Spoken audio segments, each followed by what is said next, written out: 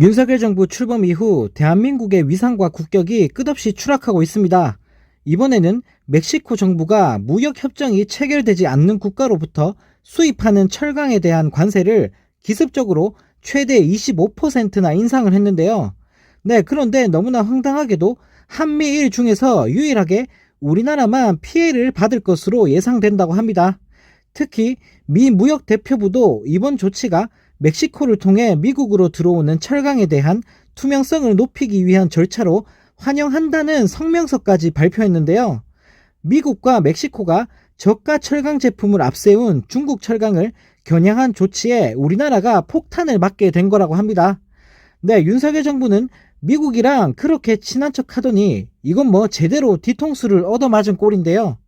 바이든 대통령 만나서 이런 이야기는 안 할 거면 뭐 하러 만나는지 모르겠습니다. 이번 조치로 우리나라의 대멕시코 수출에는 엄청난 타격이 불가피하다고 하는데요.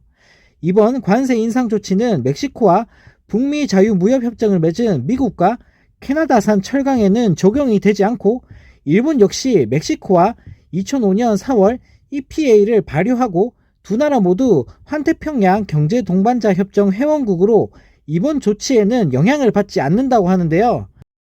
이 때문에 멕시코와 FTA가 체결되지 않은 우리나라의 포스코 등 철강 기업에 대한 타격이 불가피할 것으로 보인다고 합니다. 산업통상자원부에 따르면 우리 전체 철강 수출 중에서 멕시코가 차지하는 비중은 7.8%이며 미국, 유럽연합, 중국, 일본에 이어 대멕시코 철강 5위 수출국이라고 하는데요. 정말 어이가 없습니다. 윤석열 정부의 형편없는 외교력 때문에 하다하다 멕시코한테까지 얻어맞고 있습니다. 이런 가운데 윤 대통령이 너무나 황당하게도 한미 정상회담에 앞서 약 15분간 바이든과 산책을 하면서 개인적인 이야기를 주로 했다고 밝히면서 국민들을 화나게 만들었는데요. 윤 대통령은 바이든 대통령은 국제 정치나 그런 얘기를 안 하고 자기 이야기, 가족 이야기, 손주 이야기, 스태프 이야기 등을 했다고 말하면서 많은 국민들을 당황하게 만들었습니다. 이 소식을 접한 네티즌들은 수준이 안 맞으니 가족 이야기로 시간을 보낸 거다. 외교하러 가서 정치 얘기 안 하면 뭐 하러 가는 거냐. 부끄러운 줄도 모르고 저걸 또 자랑이라고 말하다니. 라는 댓글을 달며 윤 대통령을 비판했다고 하는데요. 정말 너무나 황당합니다. 고작 저런 사적인 대화를 나누러 국민 세금 써가면서 미국까지 날아간 걸까요? 1분 1초가 급한 상황에서 우리나라가 얻을 수 있는 것들을 얻기 위해 노력해도 모자랄 판에 쓸데없는 대화만 나누고 오다니 정말 기가 막힌 상황인데요.